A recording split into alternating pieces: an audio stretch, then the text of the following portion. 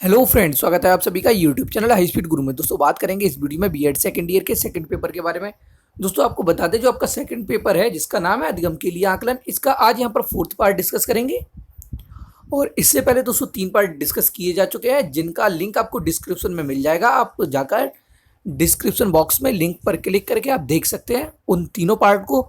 और दोस्तों यहाँ पर केवल एमसीक्यू क्वेश्चंस को डिस्कस किया जाएगा, ओनली ऑब्जेक्टिव क्वेश्चंस को डिस्कस करेंगे। दोस्तों ये जो क्वेश्चन डिस्कस करने वाले ये काफ़ी इंपॉर्टेंट क्वेश्चन है, तो आइए दोस्तों शुरू करते हैं। आपके सामने पहला क्वेश्चन आ चुका है, चलिए दोस्तों देखते हैं। मूल्यांकन वह प्रक्रिया है जिसके द्वारा शिक्षक एवं छात्र यह निर्णय करते हैं कि शिक्षण लक्ष्यों को प्राप्त किया जा रहा है या नहीं। यह परिभाषा है। दोस्तों ये जो परिभाषा दी गई है दोस्तों, ये हम पहले बता चुके हैं, पिछले वीडियो में बताया भी है। और दोस्तों यहाँ पर थोड़ा स्पीड से देखेंगे, वीडियो को डिटेल में नहीं जाएंगे, और जिससे कि वीडियो लंबा ना हो। और दोस्तों आगे जो पिछली जो वीडियो बनाई गई हैं वो आप देख सकते हैं, जाकर लिंक आपको मिल जाएगा डिस्क्रिप्शन बॉक्स में। ठीक है दोस्तों, तो ये जो परिभाषा पूछी जा रही है, मूल्यांकन वह प्रक्रिया है जिसके द्वारा शिक्षक एवं छात्र यह निर्णय करते हैं कि शिक्षण लक्ष्यों को प्राप्त किया जा रहा है या नहीं। यह परिभाषा किसने दी है? तो दोस्तों ये जो परिभाषा है आपकी क्रोनबेक की है। राइट आंसर आपका बनेगा सी, क्रोनबेक। नेक्स्ट क्वेश्चन देखते हैं। मापन होता है। दोस्तों मापन के बारे में बहुत कुछ बता चुके हैं आपको डिटेल में। ठीक है दोस्तों, आपको पता होगा मापन जो है एक मात्रात्मक होता है। राइट आंसर आपका बनेगा बी, मात्रात्मक। नेक्स्ट अगले क्वेश्चन की तरफ बढ़ते हैं। व्यक्तित्व के सभी पक्षों का मूल्यांकन किया जाता है। व्यक्तित्व के सभी पक्षों का मूल्यांकन किया जाता है। दोस्तों ऑप्शन में है सतत मूल्यांकन द्वारा, दूसरा है दक्षता आधिकारिक मूल्यांकन द्वारा, तीसरा है व्यापक मूल्यांकन द्वारा, चौथा है इकाई मूल्यांकन द्वारा। तो दोस्तों आपको जो राइट आंसर बनेगा वो बनेगा सी, व्यापक मूल्यांकन द्वारा। व्यक्तित्व के सभी पक्षों का मूल्यांकन व्यापक मूल्यांकन द्वारा किया जाता है, तो राइट आंसर बनेगा आपका सी। अगला क्वेश्चन देखते हैं। ज्ञान, बोध व अनुप्रयोग का संबंध मूल्यांकन के किस पक्ष से? दोस्तों यहाँ पर जो भी क्वेश्चन डिस्कस कर रहे हैं ये एग्जाम में पूछे जा चुके हैं।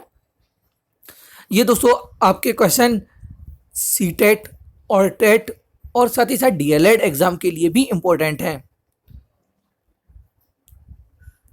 नेक्स्ट, ज्ञान, बोध व अनुप्रयोग का संबंध मूल्यांकन के किस पक्ष से है? ऑप्शन में है ज्ञान संज्ञानात्मक पक्ष, भावात्मक पक्ष, कौशलात्मक पक्ष और नैतिक पक्ष। दोस्तों ज्ञान, बोध और अनुप्रयोग ये जो है आपके संज्ञानात्मक पक्ष में आते हैं। राइट आंसर बनेगा आपका ए आपका राइट आंसर होगा। अगले क्वेश्चन की तरफ बढ़ते हैं। सत्र के अंत में किया जाने वाला मूल्यांकन कहलाता है। तो दोस्तों सभी को पता होगा, जो सत्र के अंत में किया जाता है, जब पूरा साल कंप्लीट हो जाता है तो आपका क्या होता है? वार्षिक मूल्यांकन होता है। तो राइट आंसर आपका बनेगा सी, सत्र के अंत में क्या किया जाता है? वार्षिक मूल्यांकन होता है। राइट आंसर आपका सी बनेगा। अगले क्वेश्चन की तरफ बढ़ते हैं दोस्तों। प्रायोगिक मूल्यांकन होता है। ऑप्शन में है आपके ए विज्ञान, भूगोल एवं कृषि में, बिल्कुल सही है दोस्तों आपका।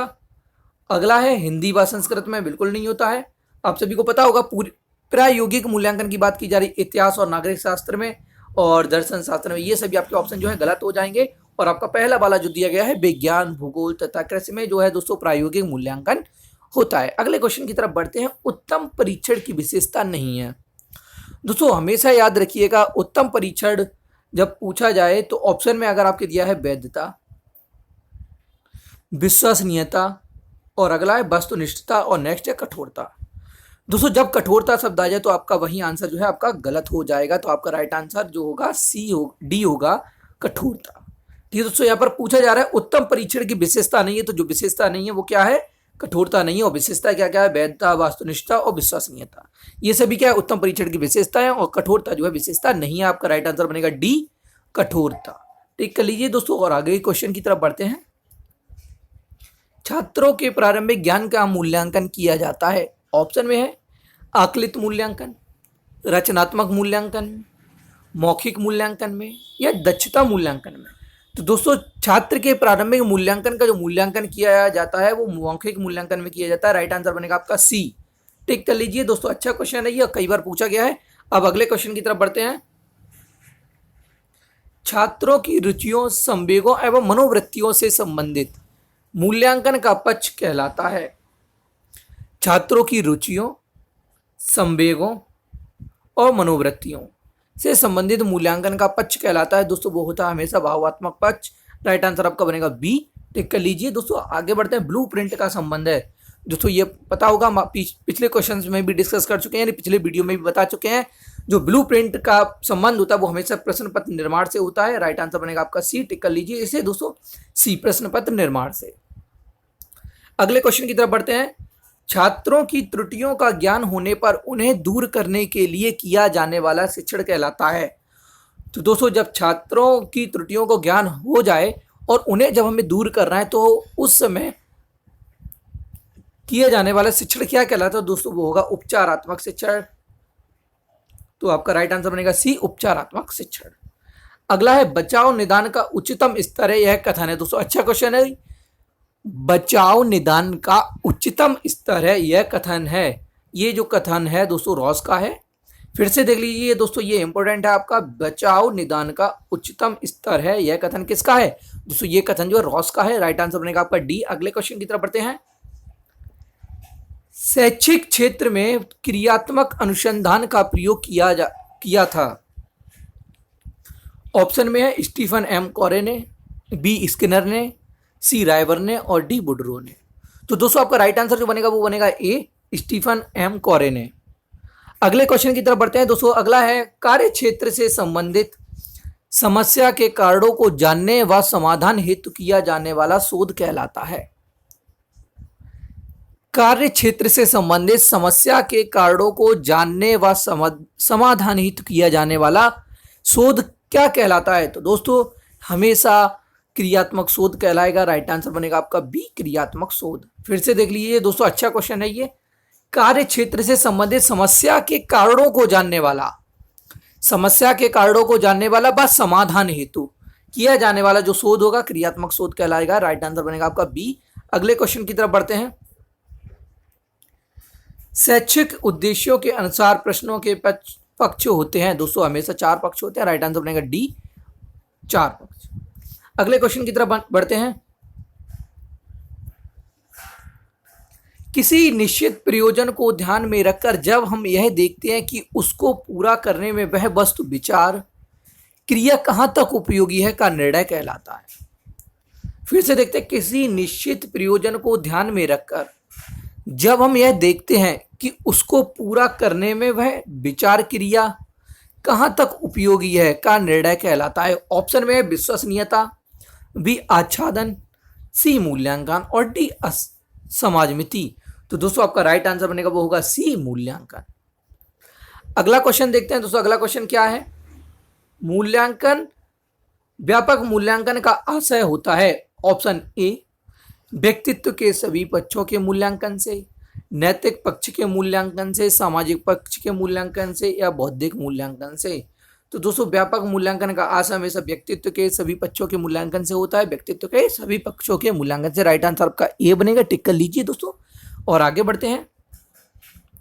मूल्यांकन प्रक्रिया को कितने भागों में बांटा गया है? दोस्तों पहले बता चुके हैं डिटेल में। तो मूल्यांकन प्रक्रिया को जो है दोस्तों 4 भागों में बांटा गया है। राइट आंसर आपका ए होगा। और अगले क्वेश्चन को देखते हैं।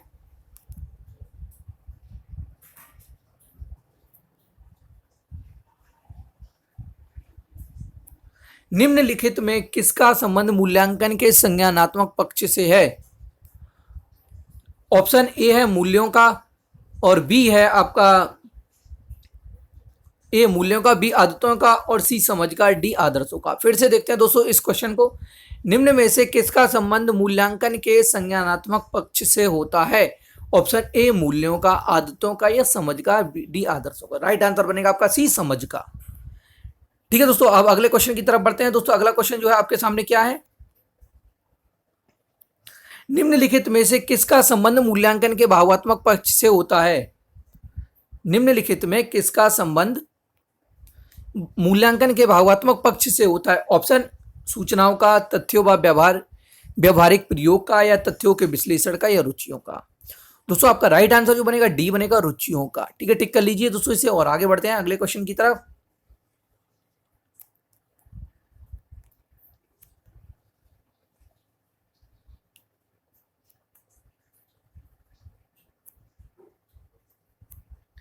सतत और व्यापक मूल्यांकन की प्रक्रिया में मुख्यतः कितनी क्रियाएं होती हैं?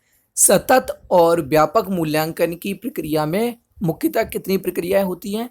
तो दोस्तों सतत और मूल्यांकन की प्रक्रिया में जो है दोस्तों 5 क्रियाएं होती हैं। आपका राइट आंसर बनेगा डी 5। अगला क्वेश्चन है, बच्चों द्वारा किए गए कार्यों एवं उपलब्धियों का विवरण रखने हेतु प्रयोग तैयार किया जाता है। बच्चों द्वारा किए गए कार्यों एवं उपलब्धियों का विवरण रखने हेतु प्रयोग या तैयार किया जाता है। ऑप्शन अवलोकन, युग्म मूल्यांकन या छात्र प्रोफाइल या समाजमिति। तो दोस्तों ये सभी को पता होगा क्या इसका आंसर होने वाला है। दोस्तों छात्र प्रोफाइल जो है बच्चों द्वारा किए गए कार्यों एवं उपलब्धियों का विवरण रखने हेतु तैयार किया जाता है। ठीक है दोस्तों, राइट आंसर आपका सी बनेगा और टिक कर लीजिए और आगे बढ़ते हैं अगले क्वेश्चन की तरफ। अगला क्वेश्चन दोस्तों आ चुका है आपके सामने, निम्नलिखित में से किसके द्वारा यह पता चलता है कि बच्चे ने अभी तक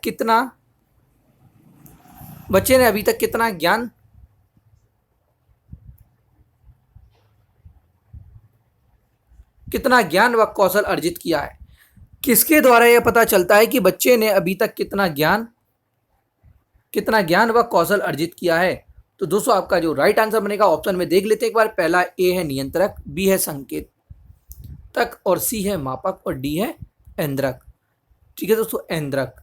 फिर से देखते हैं किसके द्वारा यह पता चलता है कि बच्चे ने अभी तक कितना ज्ञान व कौशल अर्जित किया है। तो दोस्तों वो है मापक। आपका राइट आंसर बनेगा सी मापक। मापक के बारे में दोस्तों डिटेल में बता चुके हैं इससे पिछले वीडियो में, आप जाकर देख सकते हैं। अगला क्वेश्चन है, क्रियात्मक शोध का मूल आधार होता है। क्रियात्मक शोध का मूल आधार होता है। ऑप्शन ए है आपका समस्या हमारी और हल भी हमारा। अगला है समस्या का हल, नेक्स्ट समस्या का तार्किक हल और समस्या का गहन विश्लेषण। क्रियात्मक शोध का मूल आधार जो होता है दोस्तों आपका राइट आंसर बनेगा ए समस्या हमारी और हल भी हमारा। ठीक है दोस्तों, आप इसे याद रखिएगा दोस्तों, अच्छा क्वेश्चन है। और आगे बढ़ते हैं अगले क्वेश्चन की तरफ।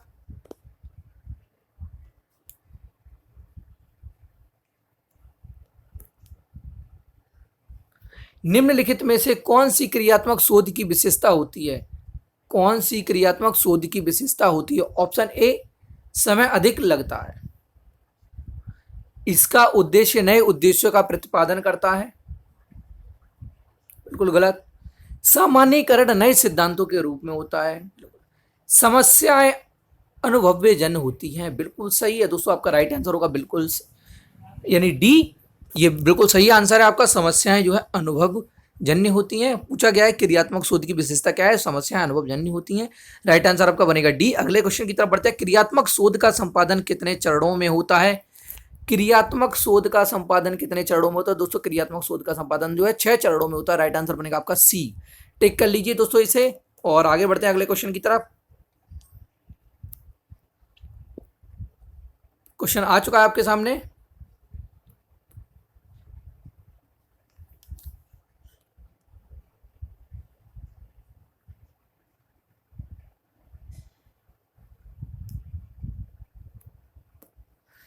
चलिए दोस्तों देखते हैं। क्रियात्मक शोध से किसी समस्या का प्रस्तावित उत्तर कहलाता है। क्रियात्मक शोध से किसी समस्या का प्रस्तावित उत्तर कहलाता है। ऑप्शन में संकल्पना, पूर्व हल या पूर्व उत्तर या परिकल्पना। क्रियात्मक शोध से किसी समस्या का प्रस्तावित उत्तर जो है हमेशा परिकल्पना कहलाएगा। राइट आंसर आपका बनेगा डी। टिक कर लीजिए दोस्तों इसे, परिकल्पना। अगला क्वेश्चन देखते हैं। क्रियात्मक शोध जिस लक्ष्य समूह के बारे में किया जाता है उसे कहते हैं। क्रियात्मक शोध जिस लक्ष्य समूह के बारे में किया जाता है उसे समष्टि कहते हैं। राइट आंसर आपका बी बनेगा। टिक कर लीजिए दोस्तों और अगला क्वेश्चन देखते हैं। निम्नलिखित में से कौन सा क्रियात्मक शोध के उपकरण के अंतर्गत नहीं आता है? कौन सा क्रियात्मक शोध के उपकरण के अंतर्गत नहीं आता है? ऑप्शन ए है साक्षात्कार, बी प्रश्नावली, सी प्रत्युत्तर और डी अवलोकन। तो दोस्तों जो आपका राइट आंसर होगा क्रियात्मक शोध के उपकरण के अंतर्गत नहीं आता वो होगा आपका सी प्रत्युत्तर। प्रत्युत्तर जो है दोस्तों आपका क्रियात्मक शोध के उपकरण के अंतर्गत नहीं आता है, बाकी ये सभी आते हैं। तो राइट आंसर आपका बनेगा सी और आगे बढ़ते हैं दोस्तों अगले क्वेश्चन की तरफ।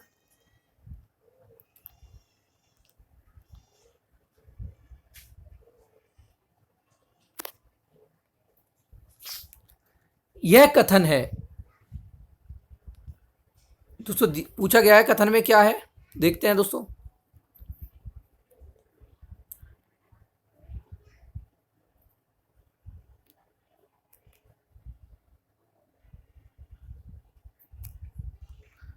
बालक एक ऐसी पुस्तक है जिसका अध्ययन आधोपांत शिक्षक कक्ष में करता है।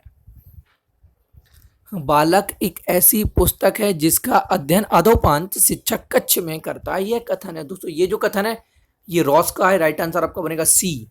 टिक कर लीजिए दोस्तों, ये रॉस ने कहा है। और अगर आप चाहे तो इसे कॉपी पर नोट कर सकते हैं, स्क्रीनशॉट ले लीजिए दोस्तों। इंपॉर्टेंट क्वेश्चन है ये आपके एग्जाम के लिए।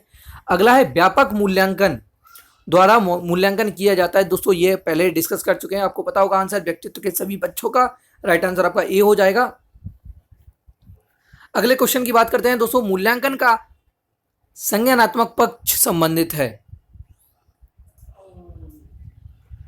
मूल्यांकन का संज्ञानात्मक पक्ष संबंधित ऑप्शन में है ज्ञान से, बोध से, अनुप्रयोग से। दोस्तों मूल्यांकन का जो संज्ञानात्मक पक्ष है ये इन सभी से है, तो आपका राइट आंसर बनेगा डी, उपयुक्त सभी। ठीक है, टिक कर लीजिए दोस्तों इसे और आगे बढ़ते हैं अगले क्वेश्चन की तरफ।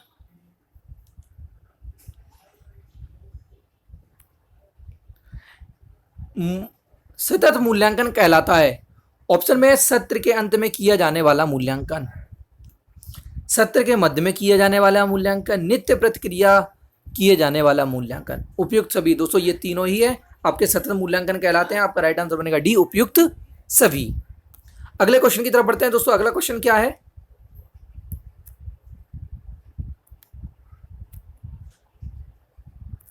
यह कथन है कि मूल्यांकन वह प्रक्रिया है जिसके द्वारा शिक्षक एवं छात्र यह निर्णय करते हैं कि शिक्षण लक्ष्यों को प्राप्त किया जा रहा है या नहीं। यह किसका है? दोस्तों ये जो क्वेश्चन है मोस्ट इंपोर्टेंट क्वेश्चन है और कई बार पूछा गया है।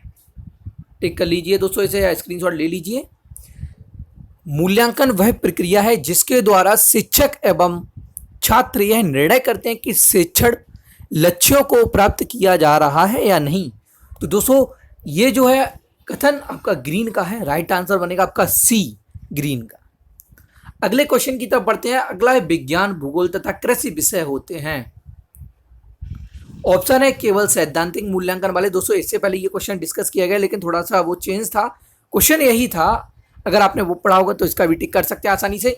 विज्ञान, भूगोल तथा कृषि विषय कहलाते केवल सैद्धांतिक मूल्यांकन वाले, सैद्धांतिक तथा प्रायोगिक मूल्यांकन वाले। बिल्कुल सही है दोस्तों, आपका राइट आंसर हो जाएगा बी, केवल मौखिक मूल्यांकन वाले। बिल्कुल गलत बनेगा ये, और उपयुक्त में से कोई नहीं। तो दोस्तों आपका राइट आंसर जो बन रहा है यहाँ पर वो है बी, सैद्धांतिक और प्रायोगिक मूल्यांकन वाले। विज्ञान, भूगोल और कृषि विषय कैसे सैद्धांतिक तथा प्रायोगिक मूल्यांकन वाले हैं। राइट आंसर आपका बी बनेगा। और दोस्तों अगले क्वेश्चन की तरफ बढ़ते हैं। दोस्तों ये जो है आपका वीडियो का लास्ट पार्ट है, आपके सेकंड पेपर की वीडियो का लास्ट पार्ट है ये। और आपकी जो इससे पहले जो वीडियो दी गई है उन सभी में ऑब्जेक्टिव क्वेश्चंस को डिस्कस किया गया है। आप लोग चाहे तो देख सकते हैं जाकर, लिंक डिस्क्रिप्शन में मिल जाएगा। और अगर आप पीडीएफ चाहते हैं तो हमारे टेलीग्राम चैनल से जुड़कर ले सकते हैं या हमारे व्हाट्सएप से भी ले सकते हैं। ठीक है, लिंक आपको डिस्क्रिप्शन में मिल जाएगा। अगला है उत्तम परीक्षण की विशेषता है। ऑप्शन वैधता, विश्वसनीयता और वस्तुनिष्ठता, उपयुक्त सभी। राइट आंसर बनेगा आपका डी, उपयुक्त सभी। इससे पहले पूछा गया था उत्तम परीक्षण की विशेषता नहीं है। ठीक है दोस्तों, तो इस तरीके से कई घुमा फिराकर क्वेश्चन पूछे जाएंगे आपसे, और यहाँ पर अगर आप अच्छे से पढ़ लेते हैं तो आप क्वेश्चन को आसानी से टिक कर सकते हैं। अगले क्वेश्चन की तरफ बढ़ते हैं। अगला है रचनात्मक मूल्यांकन में किया जाता है, रचनात्मक मूल्यांकन में किया जाता है। ऑप्शन ए बच्चों के प्रारंभिक ज्ञान का मूल्यांकन, बच्चों के अंतिम ज्ञान का मूल्यांकन, बच्चों के मध्यांतर ज्ञान का मूल्यांकन, बच्चों के समग्र ज्ञान का मूल्यांकन। तो दोस्तों रचनात्मक मूल्यांकन में जो है बच्चों के संपूर्ण ज्ञान का मूल्यांकन किया जाता है। आपका राइट आंसर जो बनेगा यहाँ पर डी होगा और यहाँ भी डी होगा, बच्चों के समग्र ज्ञान का मूल्यांकन। ठीक है दोस्तों, अब दोस्तों आगे बढ़ते हैं अगले क्वेश्चन की तरफ। अगला क्वेश्चन क्या है आपके सामने? भावात्मक पक्ष कहलाता है। भावात्मक पक्ष कहलाता है? ऑप्शन है बच्चों की रुचियों से संबंधित मूल्यांकन का पक्ष, बी है बच्चों की संवेगों से संबंधित मूल्यांकन का पक्ष, बच्चों की मनोवृत्तियों से संबंधित मूल्यांकन का पक्ष, और डी है उपयुक्त सभी। भावात्मक पक्ष में दोस्तों ये तीनों ही आते हैं। आपका राइट आंसर जो बनेगा डी बनेगा, उपयुक्त सभी। टिक कर लीजिए दोस्तों और अगले क्वेश्चन की तरफ बढ़ते हैं। ब्लूप्रिंट का संबंध है दोस्तों, ये क्वेश्चन पहले भी डिस्कस कर चुके हैं, आप बिना देखे लगा सकते हैं। प्रश्न पत्र निर्माण से, राइट आंसर आपका बनेगा सी, प्रश्न पत्र निर्माण से। ब्लूप्रिंट किससे संबंधित है? प्रश्न पत्र निर्माण से। कई बार पूछा गया है ये क्वेश्चन दोस्तों, अच्छा क्वेश्चन था। अगला है उपचारात्मक शिक्षण संबंधित है।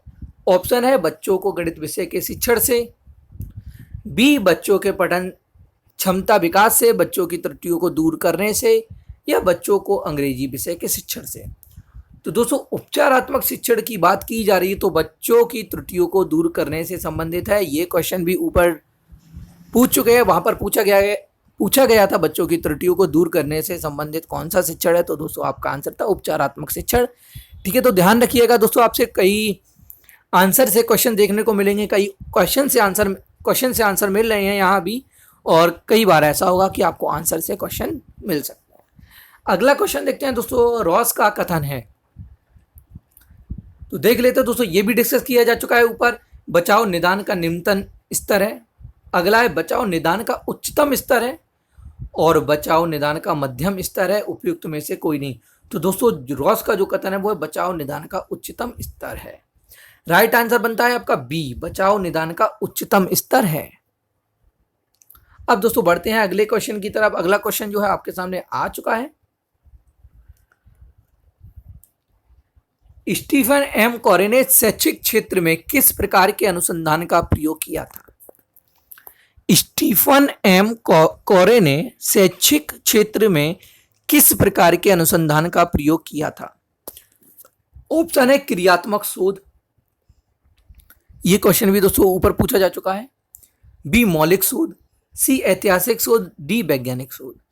तो दोस्तों स्टीफन एम कोरे ने शैक्षिक क्षेत्र में जो है दोस्तों क्रियात्मक शोध अनुसंधान का प्रयोग किया था, यानी आपका राइट आंसर जो है क्रियात्मक शोध बनेगा।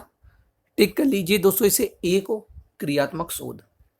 अब दोस्तों अगले क्वेश्चन की बात करते हैं। क्रियात्मक शोध करने का अधिकार है, ऑप्शन ए केवल शिक्षकों को, बी शिक्षकों व प्रधान अध्यापकों को, शिक्षकों प्रधान अध्यापकों व छात्रों को, और अगला है शिक्षकों प्रधान अध्यापकों छात्रों तथा ए बी ऐसे सभी को। तो दोस्तों आपका जो राइट आंसर बनेगा वो होगा डी, शिक्षकों प्रधानाध्यापकों छात्रों एवं ए बी ऐसे को। क्रियात्मक शोध करने का अधिकार इन सभी को है, आप टिक कर लीजिए दोस्तों। और अच्छा क्वेश्चन था दोस्तों ये। और अगले क्वेश्चन की तरफ बढ़ते हैं।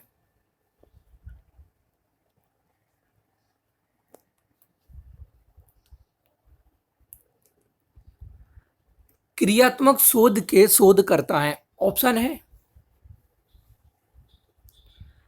उत्पादक, उपभोक्ता, या उत्पादक व उपभोक्ता दोनों, या ना तो उत्पादक और ना ही उपभोक्ता। क्रियात्मक शोध के जो शोधकर्ता हैं दोस्तों उत्पादक और उपभोक्ता दोनों ही हैं, तो आपका राइट आंसर बनेगा सी, उत्पादक एवं उपभोक्ता दोनों। दोस्तों आपसे ये भी हो सकता था यहाँ पर ये दोनों ना लिखे होकर भी आ और बा दोनों भी हो सकता था। राइट आंसर आपका बनेगा सी। अगले क्वेश्चन की तरफ बढ़ते हैं दोस्तों। अगला क्वेश्चन जो है आपके सामने,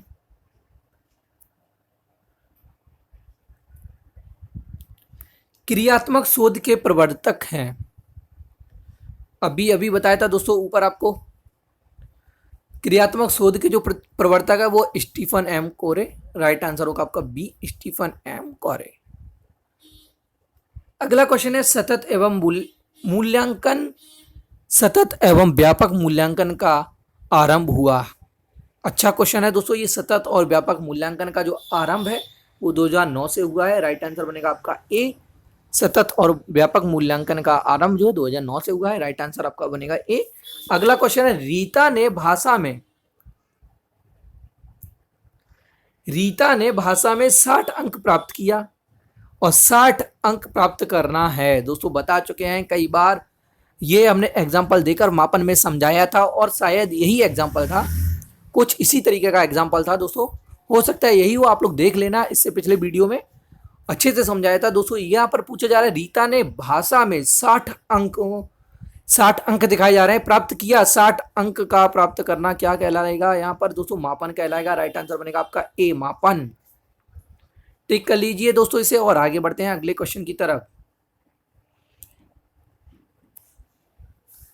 अगला है ब्लू टैक्सोनॉमी विकसित हुई। ऑप्शन ए 1975 में या 1958 में, 1956 में, 1955 में। दोस्तों ब्लू टैक्सोनॉमी की बात की जा रही है। ब्लू टैक्सोनॉमी जो है 1956 में विकसित हुई है। आपका राइट आंसर बनेगा सी। दोस्तों अगला क्वेश्चन है आपके सामने, प्रोफेसर स्टीफन एम कॉरे की पुस्तक है। ऑप्शन है ओरिजिन ऑफ स्पीसीज, सेकेंड है एसेंशियल ऑफ एजुकेशनल मेजरमेंट, और थर्ड है आपका इम्प्रूव एजुकेशन, और लास्ट है आपका टू इम्प्रूव स्कूल प्रैक्टिसेस। ठीक है दोस्तों, यहाँ पर आपको 3 ऑप्शन दिए गए हैं, यानी 3 बुक दी गई हैं। तो आपका जो राइट आंसर है प्रोफेसर स्टीफन एम कॉरे की पुस्तक है। इसमें से दोस्तों आपका राइट आंसर बनेगा D, to improve school practices. Tick कर लीजिए दोस्तों इसे। और अगर दोस्तों आपको वीडियो अच्छा लगा तो प्लीज़ लाइक और कमेंट करना ना भूलें।